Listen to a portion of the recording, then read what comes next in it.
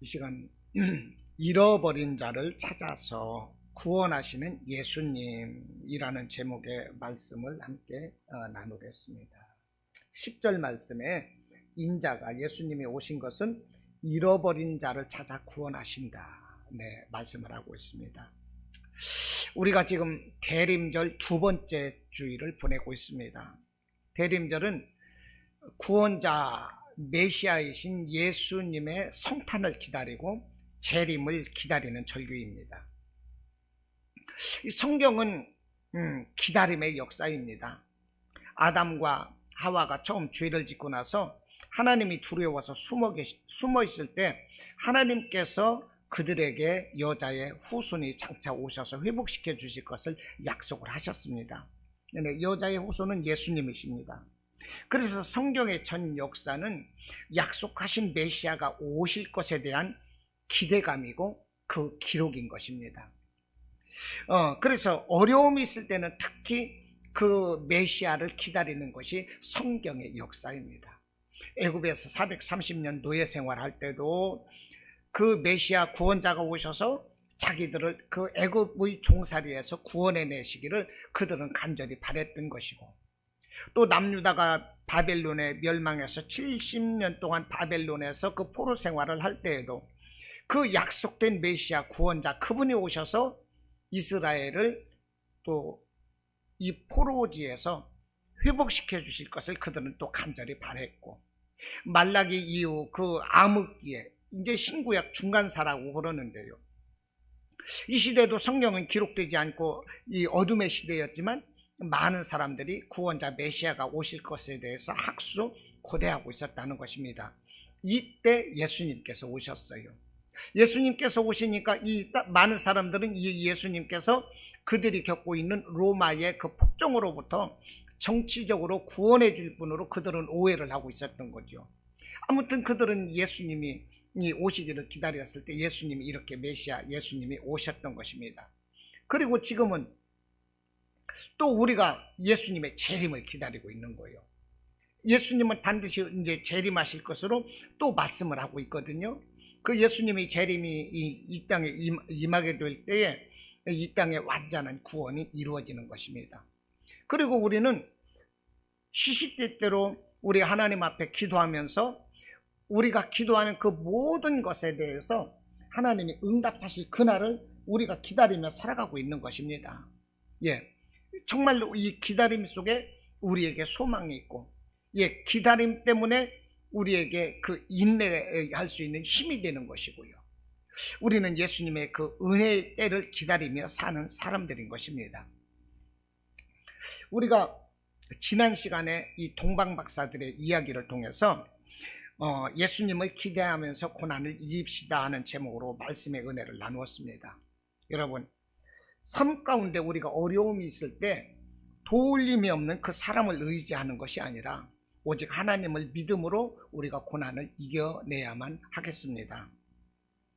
예수님은 우리를 위해서 십자가를 지셨어요. 그리고 모든 저주를 감당하셨습니다. 그분이 왜 가난한 이 목수의 아들로, 요셉의 아들로 말구유에서 나신 것입니까? 그것은 우리의 가난함의 저주를 우리 예수님이 짊어지시고 우리에게 부유함을 주시기 위함이었대요. 그분이 오셔서 매를 맞으셨어요. 그가 맞으심으로 인하여 너희가 나음을 받았도다. 이사야 53장 말씀을 하고 베드로 사도가 또 말씀을 하고 있는 것입니다. 그분이 십자가에서 죽으셨어요. 왜 그러셨어요? 선악과를 먹고 우리가 죽어야 될 우리 죽음의 저주를 그분이 담당하신 거예요. 그리고 죽었어요. 우리가 죽어야 될 그 저주를 예수님이 감당하신 것입니다. 그분이 살아나심으로 인하여 이제 희망이 있는 거지요. 그분이 살아나심으로 희망이 있는 거예요. 우리가 그것을 믿을 때 우리에게 있는 모든 저주는 떠나가는 것입니다. 가난의 저주도, 질병의 저주도, 모든 질병의 저주도 다 떠나가는 거예요. 우리가 예수님을 의지하고 우리에게 있는 고난과 우리에게 다가오는 염려, 두려움, 이 모든 것을 하나님께 맡겨버리면 돼요. 그러면 우리가 기필코 이기는 삶을 살아갈 수가 있는 것입니다. 이 시간 우리가 이기는 삶을 위해서 정말로 이 어려움 가운데 우리가 무엇으로 어떻게 이기는 삶을 살아가야 될 것인가, 이런 은혜를 나누고자 합니다. 제가 요즘 설교 가운데 이 포인트를 두는 것이 무엇이냐, 우리 성도들이 어려움의 때를 살아가고 있다는 것입니다. 우리 성도들이 어떤 다른 교회 보면, 큰 교회 보면 많은 사람들이 있고 누구에게나 문제가 있고 아픔이 있겠지만 겉으로 드러날 때 잘 나가는 사람들이 정말로 많아요. 큰 교회는 그렇습니다. 그러나 우리 교회 성도들을 보면 한결같이 육신에 고난이 있는 분들이 많아요. 물질적으로 어려움이 있는 분들이 많아요. 다 그 가운데서 우리가 하나님을 바라보고 살아요. 많은 사람들이 코로나로 인해서 비대면 예배를 드리고, 비대면 예배도 드리다가 지금은 드리는 척하면서 안 드리는 사람들이 너무나도 많습니다. 그런 가운데 우리 소수 나와서 예배 드리는 이분들이야말로 정예부대인 거예요. 기도원의 300용사와 같아요. 이런 분들에게 제가 무슨 말씀을 전해드릴까? 예수님의 피의 말씀을 전해드리겠다. 예수님이 모든 저주를 감당하시고 우리를 위해서 새롭게 산 길을 열어놓으신 그 소망의 말씀, 회복의 말씀, 치유의 말씀, 생명의 말씀, 이런 것을 통해서 우리 성도들에게 힘을 주어야 되겠다. 그래서 저는 어떻게 하면 이 고난을 이겨낼 수가 있을까, 여기에 주안점을 두고 제가 말씀을 전하고 있습니다. 더군다나 지난주부터 우리가 대림절을 보내고 있는데요, 오실 메시아를 기다리는 것이 대림절이라고 그랬잖아요. 오실 메시아 예수 그리스도를 소망하면서 우리에게 닥쳐오는 모든 고난과 어려움, 염려, 두려움, 이것을 이겨내자. 제가 이런 말씀을 드리고자 저는 말씀을 준비하고 설교를 하고 있습니다. 우리가 많은 사람들이 알고 있습니다. 이상규 박사님, 의사시잖아요. 미국에서. 그분의 대명사처럼 이렇게 우리가 여겨지는 게 뭡니까? 엔돌핀 박사죠. 이상구 박사 다 아시죠? 엔돌핀. 이분이 미국에서 공부하고 이제 내과 의사로 미국에서 돈을 많이 벌으셨다고 그럽니다. 그런데 이제 많이 돈을 벌어서 미국 아주 비싼 곳에서 우리나라 강남구처럼 아주 비싼 저택도 사고요. 그리고 산이라든지 사막 같은 곳에 이 별장도 2채를 사고, 그리고 호화로운 보트도 1척을 사고, 이 보트 값이 뭐 보통이 아니랍니다. 이상구 박사가 이렇게 잘 나갔어요. 그리고 벤츠를 샀습니다. 지금은 벤츠가 흔한 때인데 수십 년 전에 벤츠다 하면 부와 명예의 상징처럼 여겨졌던 것이 벤츠였거든요. 그래서 벤츠를 사다 보니까 친구들에게 갑자기 자랑하고 싶어져서 친구들이 뭐 친목계 하다 뭐 하다 하면은 안 나갔었는데 관심이 없어서 벤츠를 사고 나서 보니까 자기 그 부와 명예를 자랑하고 싶어서 친구들 친목계 언제 하냐 먼저 전화를 하고 막 알아봤다는 거예요. 그래서 벤츠를 타고 딱 나갔는데 그날이 12월 21일 날이라 일찍 어두워 가지고 벤츠를 주차장에다가 친구들이 들어올 때 딱 볼 수 있도록 2시간 전인가 가가지고 딱 세워놓고서 이제 그 입구에다가 딱 세워놓고 이거 이상구 차야 사람들이 보게 하려고 했는데 12월 21일 날 일찍 날이 저물다 보니까 겨울이라서 그 차가 안 보이는 거예요. 그래서 친구들이 올 때까지 그 차 안에서 있다가 다른 친구가 오자마자 자기도 지금 온 것처럼 딱 차에서 내리면서 아는 척을 하고 그러면서 자기 벤츠를 자랑했다는 것입니다. 그러다 보니까 그 친구가 이 이상구를 보더니 이 새끼 부자 됐네, 성공했네, 그러면서 만난 친구들한테마다 이 새끼 벤츠 샀어, 이거 성공한 놈이야, 그러면서 막 자랑을 하는데 기분이 얼마나 좋았는지 모른답니다. 그때처럼 행복한 일이 없었대요. 그러면서 친구들이 그냥 이 새끼 성공했다, 정말로 잘됐다, 그러면서 부러워하기도 하고 시기하는 놈들도 있고, 이것을 이제 자랑하고 벤츠를 타고 탁 이제 집으로 오는데 너무나도 행복하더라는 거예요. 이것이 바로 천국인가 보다, 이런 생각을 하고 왔어요. 그런데 문득 들어가는 생각이 이러다 죽으면 어떡하지? 이 생각이 들어가면서 이러다 내가 암에 걸리면 어떡하지? 그러면 내가 가진 것들이 아무것도 소용이 없는데 내가 가지고 있는 거 암에 걸려 죽으면 다 이게 내 것이 아닌데, 이런 이 불길한 이런 공포증 같은 것이 싹 자기를 이렇게 사로잡는데, 예, 그러면서 이 사람이 이제 이 암 공포증 같은 것 때문에 이분의 말로는 그러더라고요. 유전자가 힘을 잃었다. 이게 뭐냐면 면역력이 떨어진다네요. 어떤 두려움이라든지 공포, 스트레스 같은 것에 쌓이다 보면 이 면역력이 힘을 잃는데요. 이것을 유전자가 힘을 못 썼다 그러더라고요. 아무튼 이 암 공포증 때문에 식욕이 사라지고, 예, 잠도 못 자고 몸도 쇠약해지고, 그러면서 역류성 식도염, 기관지 천식, 류마티스성 관절염, 십이지장 궤양, 신경성 대장염, 이런 병이 15가지가 한꺼번에 자기를 덮쳐와서 그 15가지 병에 자기가 시달렸다는 것입니다. 그 중에서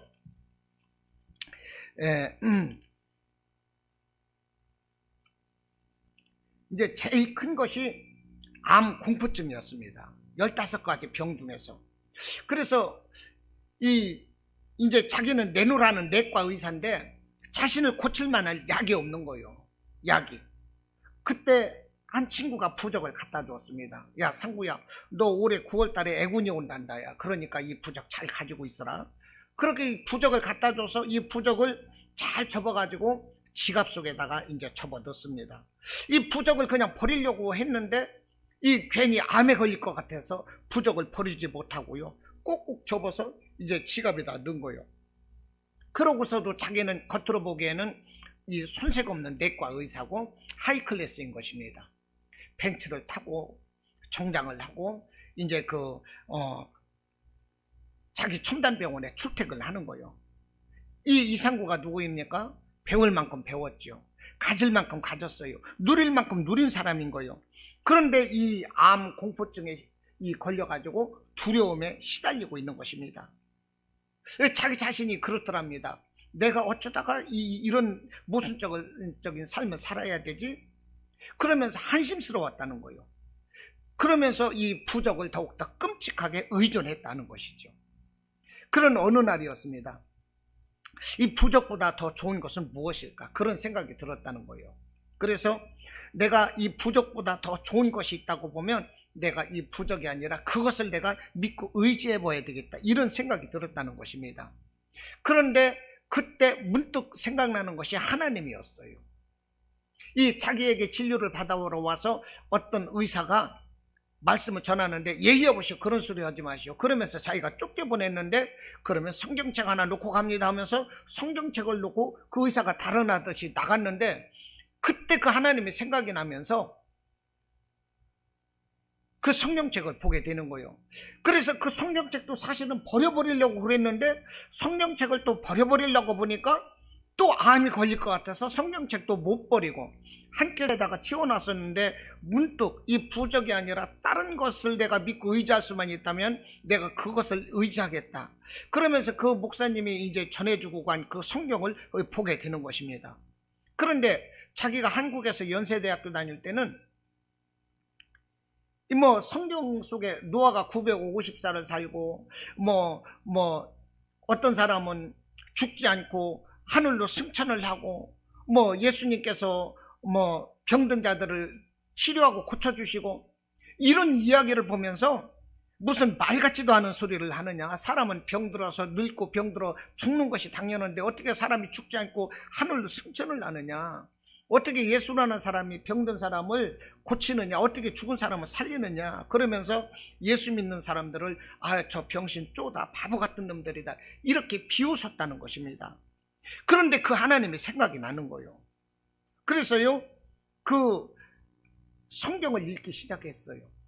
그래서 이 성경을 읽기 시작을 했는데 그 하나님의 말씀이 자기 자신에 들어오는 거예요. 하나님은 자신을 믿고 의지하는 모든 자들을 살리시고 회복시켜 주시고 그들에게 새 생명 주시는 것이 성경 속에서 발견이 되는 거예요, 비로소. 그래서 그 즉시로 그 지갑 속에 접어넣었던 부적을 꺼내서 쫙쫙 찢어서 버려버렸다는 것입니다. 그 즉시로 그러자 자기에게 있던 15가지 병이 서서히 낫기 시작하면서 자기가 암 공부증에서 벗어났다는 것입니다. 자신을 괴롭히던 모든 질병에서 이제 고침을 받은 거예요. 여러분, 하나님과 함께 할 때에 천국 구원은 물론이고 우리가 이 세상을 살아가면서 참 평안과 기쁨과 감사한 삶을 누릴 수가 있다는 것입니다. 이상구 박사가 바로 그런 케이스인 거예요. 하나님 말씀에 요한 3서 1장 2절 말씀, 사랑하는 자여 네 영혼이 잘됨과 같이 네가 범사가 잘되고 강건하기를 내가 간구한다 그랬어요. 영혼이 잘됨과 같이 범사가 잘되고 강건하래요. 여러분, 바느질 할 때 바늘이 가면 실이 따라가는 거예요. 그러면 옷이 디자인 되는 거예요. 여러분, 우리의 영혼이 잘 돼서 구원받으면 우리의 범사도 더불어 잘 돼요. 이것이 하나님의 축복인 거예요. 영혼이 잘 되면 범사가 잘 되고 우리의 육신의 질병을 치료하는 것이 하나님의 말씀인 것입니다. 이 말씀을 믿으시기 바랍니다. 오늘 10절 말씀에 뭐라고 하십니까? 인자가 온 것은 잃어버린 자를 찾아서 구원하려 함이니라. 잃어버린 자, 무엇을 어떻게 잃어버려요? 하나님은 천국을 주셨지만, 영원한 생명을 주셨지만 사람이 범죄함으로 말미암아 영원한 생명을 잃어버리고 지옥으로 떨어져가는 사람들을 구원하시기 위해서 예수님이 오셨다는 것입니다. 이 시간 잃어버린 자를 찾아오시는 그 예수님을 우리가 만나기를 원합니다. 우리 예수님께서는 오늘 본문에서 잃어버린 삭개오를 찾아서 오셨던 거예요. 그것이 오늘 누가복음 19장 말씀인 것입니다. 이 시간 이 삭개오의 말씀을 통해서, 삭개오를 만나주시는 예수님의 말씀을 통해서 우리 인생을 한번 생각해 보고자 합니다. 이 삭개오가 누구입니까? 2절에서 보니까 삭개오라 이름하는 자가 있으니 세리장이요 또한 부자라 그랬습니다. 삭개오라는 사람은 여리고의 세리장이었고 부자였습니다. 세리는 주로 이 세금을 징수하는 사람입니다. 그 당시 세리들은 로마 정부에서 걷어들이는 그 금액 이상으로 세금을 징수해서 그 여분의 돈을 자기의 것으로 만들었습니다. 이 사람들이 세리였어요. 따라서 그들은 부유한 삶이었지만 백성들로부터 배척당하고 비난을 받는 그런 삶이었습니다. 이러한 이유 때문에 세리는 죄인 취급받았고 창기라든지 이방인과 같이 이 사회에서 이 천대받는 그런 사람이었다는 거예요. 그런데 이 삭개오가 일반 세리가 아니라 세리장이었다는 것입니다. 여리고 전 지역에 징세 권한을 갖고 있었고 여러 명의 그 부하 세리를 거느리는 부유한 세리장이었다는 거예요. 요즘 말로 말하면 이 세무서장과 같습니다. 예, 세무서장, 서울에서도 보면 용산세무서, 무슨 성동세무서, 강남세무서, 안산으로 말하면 안산세무서, 이런 세무서장과 같아요. 예. 그런데 이렇게 삭개오가 세무서장이 되기까지, 예, 그의 삶이 어떠했을까 하는 것입니다. 그 삶은 청년기 때 그랬을 거예요. 내가 성공해서 많은 돈을 벌어야 되겠다. 그래서 악착같이 공부해가지고요, 세리고시에 이제 그 세리고시 시험을 통해서 이제 그 합격을 했을 거예요, 아마. 그러니까 세리 공무원이 됐을 겁니다. 그리고 성공을 위해서 오직 일을 하는 거예요. 악착같이 내가 돈을 벌어야 되겠다. 오직 그 생각이었습니다.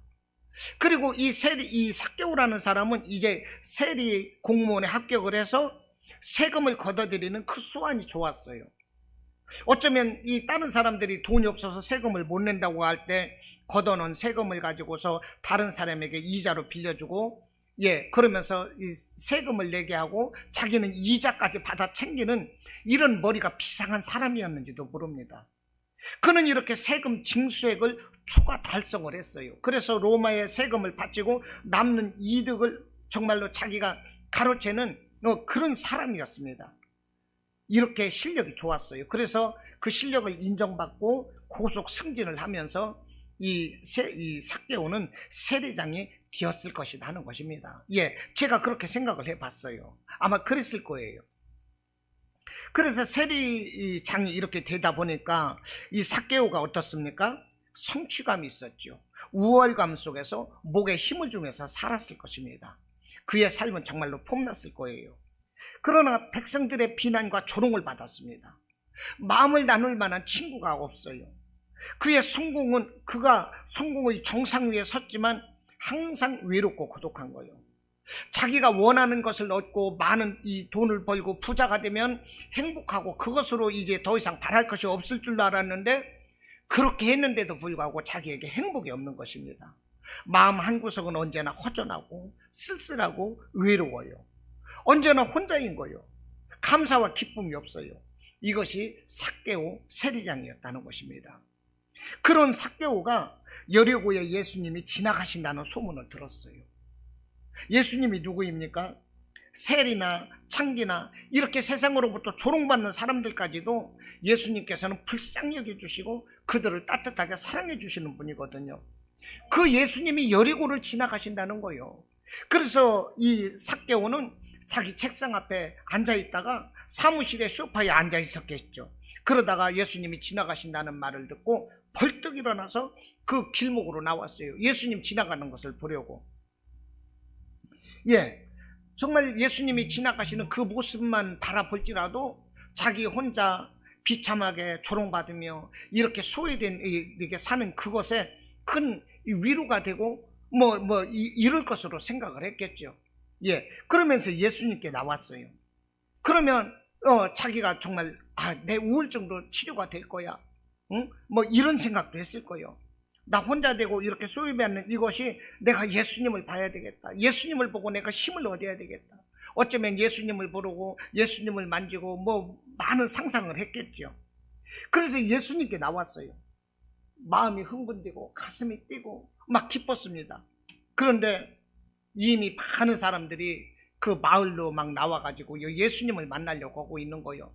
길목마다 많은 사람들이 깔려있고 좋은데 그 예수님이 지나갈 수 있는 그 앞길마다 사람들이 진을 치고 있어서 예수님께 나갈 수가 없는 거예요.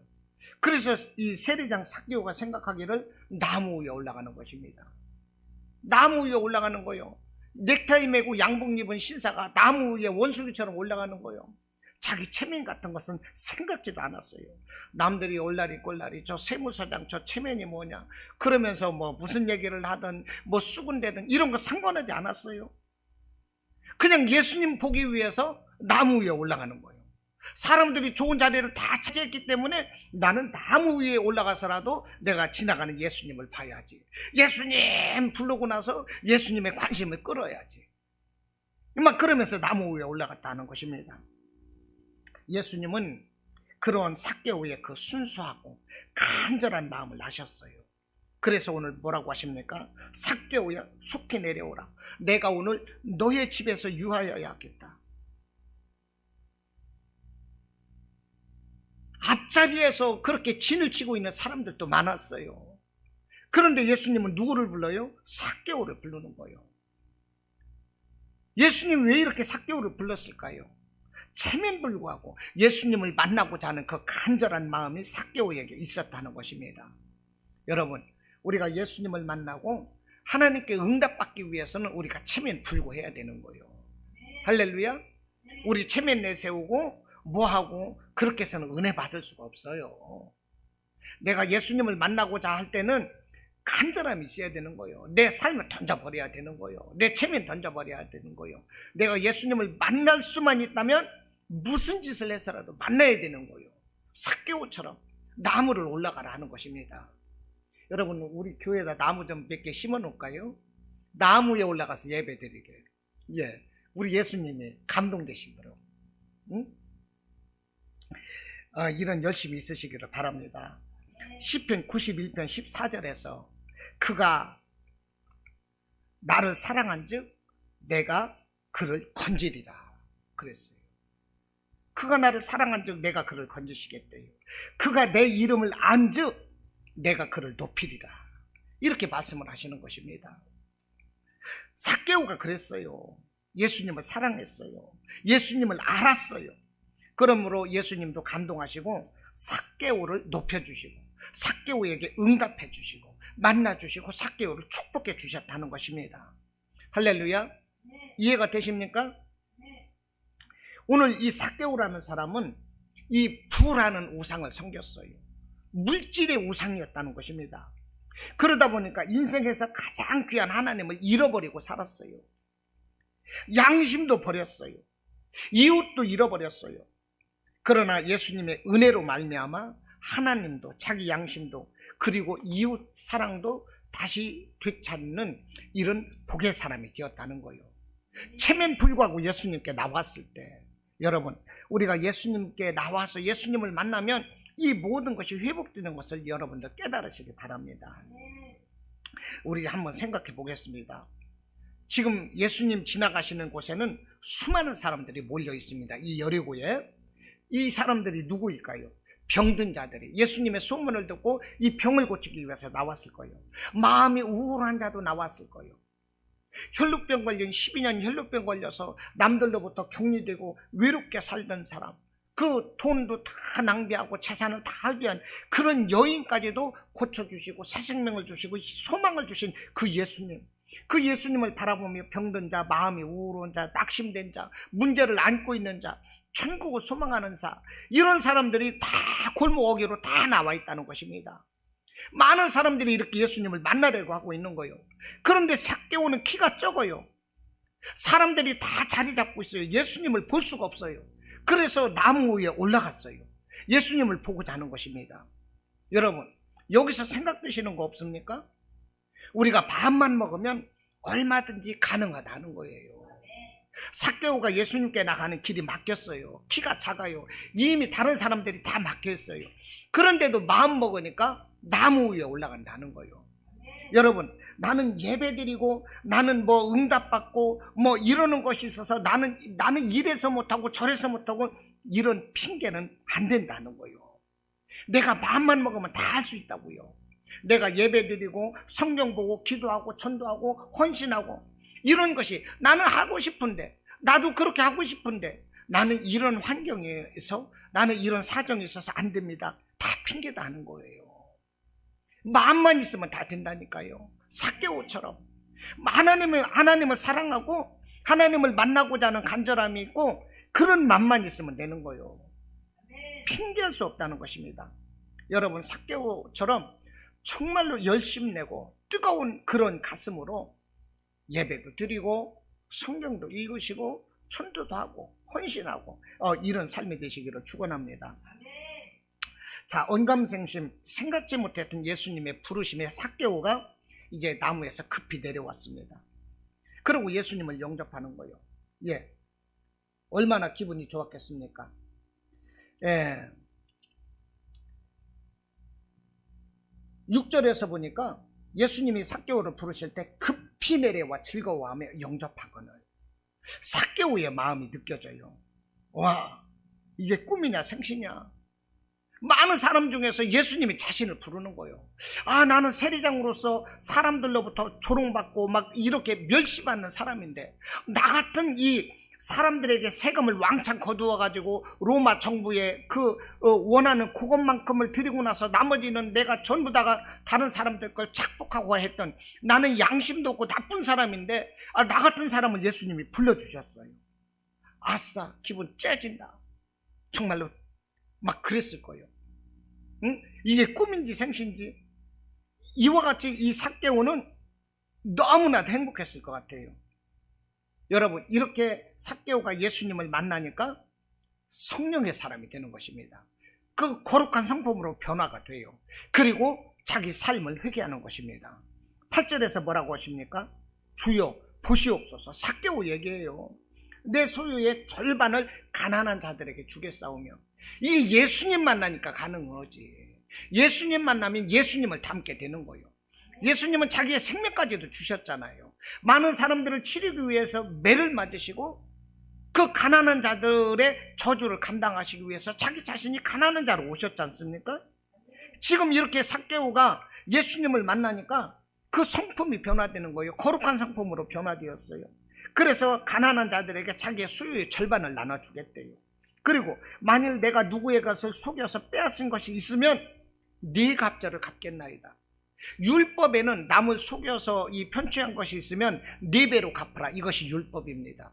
그 말씀대로 내가 누구에게 억울한 짓을 해야 하신 것이 있으면, 내가 빼앗은 것이 있으면 네 배로 갚겠다 회개하고 있는 거예요. 여러분, 예수님을 만나면 이렇게 변화된다니까요.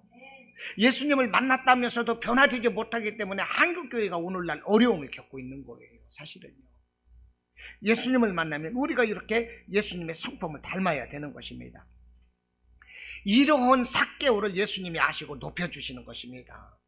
그곳에 많은 사람이 운집해 있지만 예수님께서 관심 가지고 부르신 사람은 오직 삭개오뿐이라는 거예요. 그 가정에 신방하시는 것입니다. 내가 오늘 너의 집에 가서 유하여야 하겠다. 얼마나 영광되냐 하는 거예요. 많은 사람 중에서, 수백 명, 수천 명 사람 중에서 유일하게 삭개오를 부르고 내가 오늘 너의 집에 가겠다 이 말이에요. 얼마나 영광이냐 하는 것입니다. 여러분, 우리가 하나님 만나기 위해서 얼마나 했습니까? 하나님, 내 기도에 응답해 주세요. 나를 불러주세요. 우리가 그런 간절한 마음 가지고 있잖아요. 그런데 누구나 다 그런 마음을 가지고 있어요. 그때 하나님께서 특별히 내 이름을 부를 때 얼마나 기쁘겠냐고요. 많은 사람들이 기도하고 그러는데 그 중에서 하나님께서 내 이름을 부르시고 응답해 주실 때 얼마나 기쁘겠냐고. 삭개오가 이런 예수님의 영광을 누렸다는 것입니다. 할렐루야. 그리고 예수님께서 오늘 구원이 이 집에 이르렀으니 이 사람도 아브라함의 자손이로다. 삭개오에게 이 말씀을 하시는 거예요. 구원이 이 집에 이르렀고 이 삭개오 이 사람도 아브라함의 자손이로다. 9절에서 이렇게 말씀을 하셨다는 것입니다. 여러분, 이 삭개오는 유대인입니다. 그런데 유대인은 이 당시에 그랬습니다. 자신들만이 구원받을 수 있는 하나님의 택한 백성이다. 이런 자부심을 가지고 살았어요. 그리고 이 유대인들은 자신들이 혈통적으로 아브라함의 자손이다는 또한 자부심을 가지고 살아왔다 하는 것입니다. 늘 이것 때문에 그들은 과시하면서 살았어요. 그런데 삭개오는 세리장이 되어가지고 유대인이면서도 유대인의 그 지위를 누리지 못했어요. 죄인이나 창기나 이방인처럼 늘 그런 취급을 받으며 소외되는 그런 인생을 살았다 하는 거예요. 그런 삭개오에게 예수님이 구원이 오늘 이 집에 임하였고 이 사람도 아브라함의 자손이다. 이렇게 말씀을 하시면서 삭개오의 지위를 높여주셨다는 것입니다. 회복시켜 주셨다는 거예요. 할렐루야. 삭개오의 그 삶 가운데 새로운 소망을 주시는 거예요. 예수님을 만나면 우리의 삶이 이렇게 변화되는 것입니다. 여러분, 모든 문제의 해결책은 예수님을 찾고 의지할 때 여러분, 우리가 완전한 도우심을 받을 수가 있는 것입니다. 6.25를 전후해서 남과 북이 달라졌어요. 6.25를 전후해서 북한은 이 기독교를 핍박했습니다. 그래서 북한에 있는 사람들은 다 남한으로 넘어와서 교회도 세우고 그들이 신앙생활을 했어요. 그래서 남한에서는 어떻게 됐습니까? 새벽 예배, 철야 기도회, 온갖 이 예배가 활성화되고 집집마다 건물마다 십자가 탑이 세워지고 그 결과 대한민국은 놀랍게 변화되는 그런 은혜를 체험하는 것입니다. 예, 일본에서 김이 독립 선언문을 낭독하고 그럴 때도요, 그 중에 절반이 기독교인이었다는 거예요. 기독교인은 한국에 2%밖에 안 됐어요. 1%에서 2%. 1% 내지 2%밖에 안 되는 기독교인 절반이 김이 독립 선언문을 발표하고 할 때 50%가 기독교인이 추동이 됐다는 거예요. 기독교인들이 얼마나 위대한 사람들인 것입니까? 아무튼 6.25를 전후해서 북한은 이 기독교를 핍박하고 나서 6.25는 가장 가난하고 저주받은 나라가 되었습니다. 오늘날로 말하면 아프리카라든지 소말리아 같은 데 가난한 나라, 이런 나라도 북한만 못하다는 거예요. 북한보다 낫다는 것입니다. 북한의 이 군인들을 놓고 볼 때 우리나라 군인들하고 신장 차이가 약 20cm가 난다고 그래요. 그래서 북한의 TV를 보면 특공대를 하고 태권도를 하고 아무리 기고 날고 뛰어도요, 우리나라 군인들하고 맞붙여놓으면 우리나라 군인들한테 싸움 대상이 안 된다는 것입니다. 이렇게 체격 차이가 나는 게 뭐냐? 영양실조 때문이라는 거죠. 북한에서는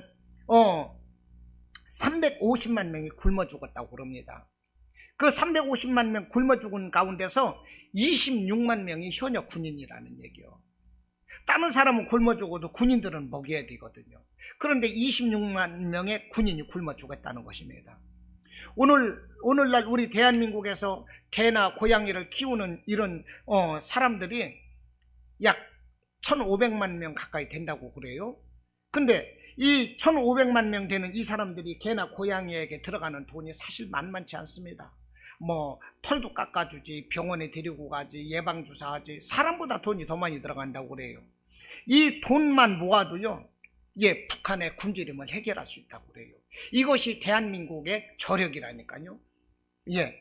우리 대한민국은 많이 먹어서 성인병에 걸립니다. 북한은 못 먹어서 영양실조에 걸려서 죽고 있어요. 이것이 하나님을 섬기는 국민과 하나님이 없는 국민과의 이 차이다 하는 것입니다. 이것을 우리가 알아야 되는 거예요. 하나님을 섬기면서 얼마나 복을 받았느냐 하는 것입니다. 이 하나님을 우리가 더 잘 섬겨야 되는 것입니다. 이 성경의 역대하 20장에서 보면은 모압과 암몬과 마온 사람들이, 세 개 나라 사람들이 남유다를 침략했습니다. 그런데 역대하 20장 3절로 4절 보면 여호사밧이 이제 왕이거든요. 여호사밧이 두려워하여 여호와께로 낯을 향하여 간구하고 온 유다 백성들이 금식하여 여호와께 도우심을 간구했대요. 3개 나라가 쳐들어올 때 하나님께 기도했다는 것입니다. 금식하면서. 또 하나님의 사람 야하시엘이 이렇게 말을 합니다. 온 유다와 예루살렘 주민과 여호사밧 왕이여 들을지어다. 여호와께서 이같이 너희에게 말씀하시기를 너희는 이 큰 무리로 말미암아 두려워하거나 놀라지 말라. 이 전쟁은 너희에게 속한 것이 아니요 하나님께 속한 것이니라. 이렇게 말을 했어요. 그러면서 이제 이 전쟁은 사람에게 속한 것이 아니라 하나님께 속한 것이다. 그러면서 이제 그들이 취한 행동이 노래하는 자들을 택해서 그들에게 거룩한 이 하나님의 예복을 입히고 그들을 군대 앞에서 행진하면서 여호와를 찬양하여 이르기를 여호와께 감사하세 그의 인자하심이 영원하도다 하게 하였더니 그 노래와 찬송이 시작될 때에 여호와께서 복병을 두어 유다를 치러 온 암몬 자손과 모압과 세일산 주민들을 치게 하심으로 그들이 패했다는 것입니다. 세 개의 나라가 쳐들어왔을 때 그들이 이 군사를 조직을 하고 훈련을 시키고 이런 것이 아니라 오히려 하나님께 기도하고 감사하면서 찬양하며 나갔더니 하나님께서 그들을 대신해서 싸워서 그들을 패하게 하셨다. 이것입니다. 여러분, 우리가 고난 중에 어려움이 있을 때 우리에게 필요한 것은 우리가 어떤 세상적인 이런 것을 준비하는 것이 아니라 기도다 하는 거예요. 우리의 기도가 우리에게 무장이 되고 우리에게 무기가 되고 능력이 되는 것입니다. 할렐루야. 어려울 때 기도하고 하나님을 더 찬송하시기 바랍니다. 전쟁은 우리에게 속한 것이 아니라 하나님께 속해 있다 말씀을 하는 거예요. 여러분, 문제 앞에서 사람의 방법과 지혜 중요하지만 하나님을 신뢰하고 기도에 무릎을 꿇어야 하는 것입니다. 모든 것에 사람들은 한계성을 가지고 있어요. 그러나 천지만물을 지으시고 이끌어 가시는 우리 하나님은 한계성을 초월하시고 우리를 세우시고 이끌어 가심에 있어서 조금도 부족하거나 실수가 없는 완전한 분이시다는 것입니다. 어려움이 있을 때 하나님을 의지하시기 바랍니다. 우리는 지금 코로나로 인하여 어려움을 겪고 있습니다. 더구나 이 코로나19 이 변이 오미크론이 나타나서 지금 뭐 한 9명 되었나요? 이렇게 되었지만 이것으로 인해서 지금 또 국가적으로 어려움을 겪고 있습니다. 그러면서 이것이 또 이제 내일부터는 부분적인 4단계인가요? 이것으로 다시 이제 다시 옛날로 돌아가고 있고 모이는 것도 이렇게 이제 제한을 두고 있고 그러다 보면 예배에도 또 제한을 둘 수밖에 없는 거예요. 그러므로 이런 고난의 때에 우리는 위축되거나 예배를 회피하는 것이 아니라 더욱더 하나님의 도우심을 바라야 되는 것입니다. 이 어려움을 하나님이 풀어줄 수 있도록 하나님께 기도하고 더욱더 우리의 믿음을 하나님께 보여줘야 되는 거예요. 그러면 우리가 이길 수가 있는 것입니다. 적을 보고 피하는 것이 아니라 마귀를 보고 피하는 것이 아니라 대적해서 싸워야 하는 것입니다. 마귀를 대적하라 그러면 피하리라 그랬어요. 문제 앞에서 피하는 것이 아니라 기도로 이겨내시기를 바랍니다. 여러분, 우리 인생이 아무리 화려하다 할지라도 들의 백합화와 같아요. 들의 백합화는 오늘 피었다가 내일은 아궁이에 들어가고 말 것입니다.